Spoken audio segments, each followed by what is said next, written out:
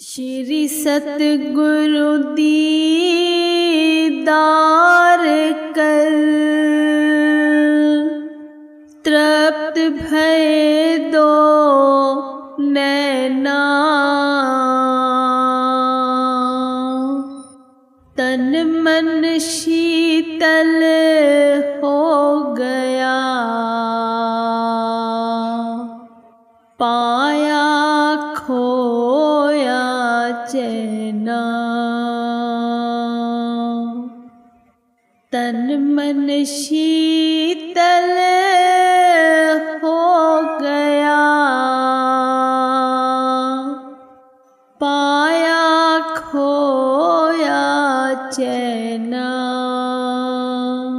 बोलो जयकारा बोल मेरे श्री गुरु महाराज की जय।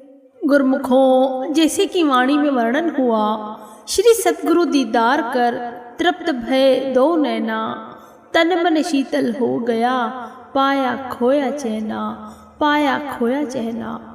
सच्ची में श्री दर्शन कर संत महापुरुषों के दर्शनों से ये हमारा तन मन शीतल हो जाता है, ठंडा ठार हो जाता है, खोया हुआ चैन हमें वापस मिल जाता है। हमारे आँखों की इतनी तृप्ति हो जाती है कि इन आँखों को कुछ और देखने की आवश्यकता ही नहीं रहती।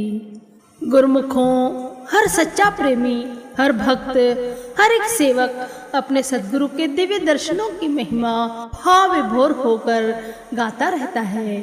पूर्ण सद्गुरु के दर्शनों से देदीप्यमान किरणें प्रस्फुटित होती हैं, जो सूर्य के समान ज्योतिर्मय और चंद्रमा के समान शीतल होती है। उनके प्रवचन सूर्य के समान होते हैं। जिस प्रकार सूर्य अंधेरा दूर कर देता है, उसी प्रकार संत महापुरुषों के प्रवचन जो होते हैं वे गुरुमुखों के जीवन में से अंधेरा भगा देते हैं। उनके जीवन में एक नया उजाला भर देते हैं, एक नई ऊर्जा भर देते हैं। कृपा सिंधु पूर्ण सद्गुरु के अलौकिक श्री दर्शनों से साधक का हृदय प्रकाशित हो उठता है। वह प्रेम विभोर, निर्मल तथा चिर आनंद व शांति से विभूषित हो जाता है।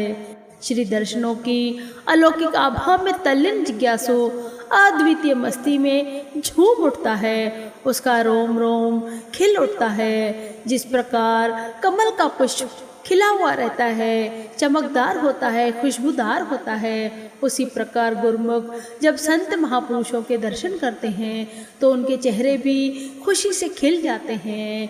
उनके रोम रोम में से नाम की खुशबू आती है, भक्ति की खुशबू आती है। पूर्ण सद्गुरु के दर्शन से जीव परम सुख के समुद्र का अमृत पान करता है। उसकी आत्मा में हर्ष की तरंगे लहराने लगती है। जब गुरुमुख श्री दर्शन करते हैं, श्री दर्शनों की ओर, मनोहारी छवि की ओर निहारते रहते हैं तो उनके बुरे संस्कार विनष्ट हो जाते हैं। उनकी आत्मा पुलकित हो जाती है, स्वच्छ, निर्मल व उज्जवल हो जाती है। जीव का अंतःकरण खुल जाता है। उनमें सत और असत की पहचान आ जाती है। आत्मा सर्वोत्तम मंजिल की ओर अग्रसर होने लगती है। दयानिधि भक्त वत्सल श्री सद्गुरुदेव जी के श्री दर्शन की महिमा अगम अपार है। उनको शब्दों में बयां नहीं किया जा सकता। गुरुमुखों, सोचो, यदि किसी निर्धन व्यक्ति को धन मिल जाए, उसको हीरे जवाहरात मिल जाए, उसकी लॉटरी लग जाए, तो सोचो उसको कितनी खुशी मिलेगी। उससे भी कई गुना अधिक खुशी जीवों को मिलती है, गुरुमुखों को मिलती है, जब वे पूर्ण सद्गुरु का दर्शन करते हैं, उनकी मनोहारी छवि को अपनी आँखों में बसा लेते हैं। भक्त वत्सल श्री सद्गुरुदेव जी के श्री दर्शन प्रेमी जिज्ञासु के जीवन का आधार है।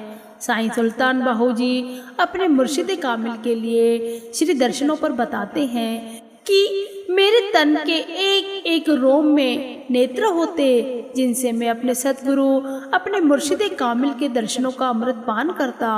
अर्थात सतगुरु के श्री दर्शन की प्यास इतनी प्रगाढ़ होती है कि यह केवल दो नैनों से बुझ नहीं पाती।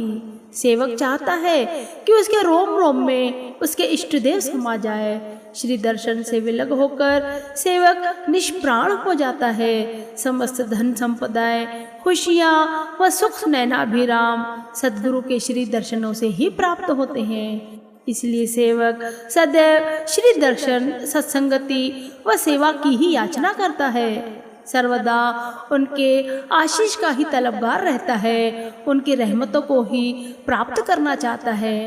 गुरुवाणी में वर्णन आता है, जखण जागी मी वर्षे भी गुरु देखण जाई, सागर समुद्र होवे बहु खारा, गुरु सिख लंग गुरु पह जाई, जीव प्राणी जल बीन है मरता, त्य सिख गुरु बिन मर जाई, जीव धरती शोभ करे जल बरसे, त्य सिख गुर मिल बिगसाई, सेवक का होई सेवक वर्ता, कर कर बिनौ बुलाई, नानक की बेनती हर पह गुर मिल गुरु सुख पाई।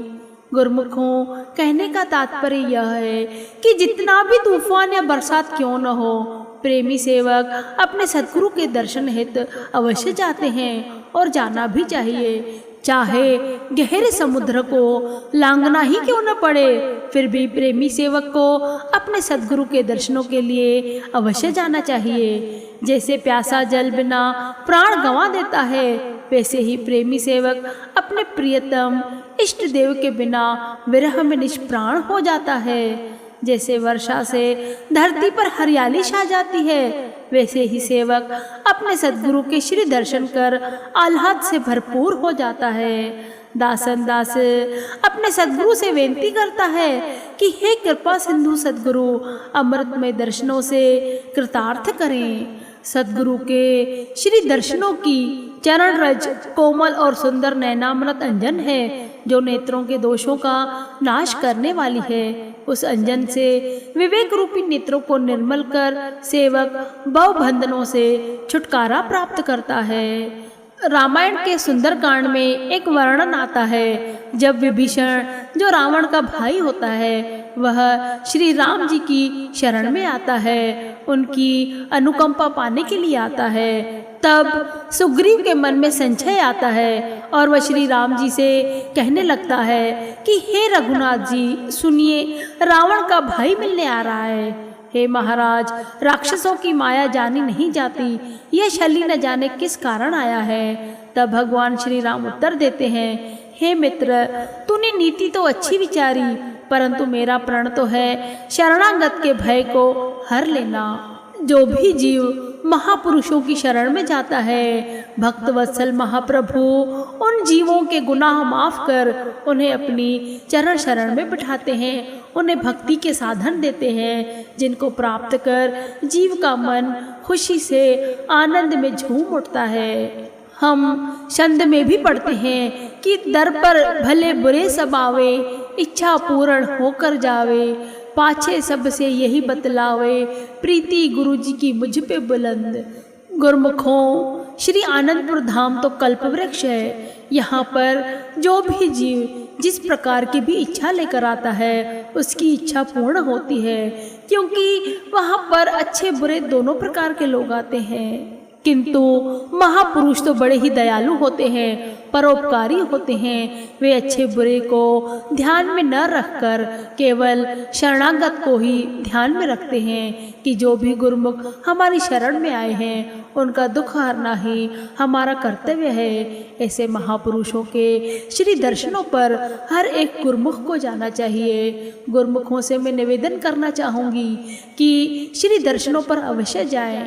चाहे संसार में कितने ही जरूरी कार्य क्यों न करने हो, फिर भी श्री दर्शनों को नहीं छोड़ना चाहिए। जब आप श्री दर्शन करके घर लौटेंगे, तब आप सुख का अनुभव खुद ही करेंगे। गुरमुखों, अगर माया का चक्रा श्री दर्शन करने से रोकता है या कोई अड़ंगा डाल देता है, तो आप नाम सिमरण पर बैठ जाए। नाम प्रभाव से वह माया का जाल जो है वह दूर हो जाएगा। महापुरुषों की रहमतें बरसेंगी और वे श्री दर्शनों पर गुरमुखों को अवश्य बुलाएंगे।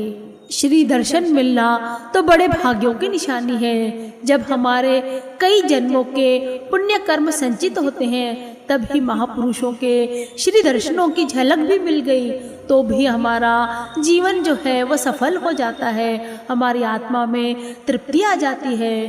संत कबीर दास जी गुरु दर्शनों की महिमा का वर्णन करते हुए कहते हैं कि गुरु मूरत गति चंद्रमा, सेवक नैन चकोर, 8 पहर निरखत रहे गुरु मूरत की ओर। जिस प्रकार चकोर पक्षी चंद्रमा की ओर निहारता रहता है, बार बार उसकी ओर ही देखता रहता है, वैसे ही हम गुरुमुखों को भी चाहिए कि हम 8 पहर अपने सद्गुरु देवदाता दीनदयाल जी की और निहारते रहें, हृदय में उनका ध्यान धरते रहें, हृदय में उनको ही बसाए रखें। इसी में ही हमारा कल्याण है और हमारी खुशी का समाधान भी संत महापुरुषों के श्री चरणों में ही है, उनके दर्शनों से ही है। बोलो जयकारा, बोल मेरे श्री गुरु महाराज की जय।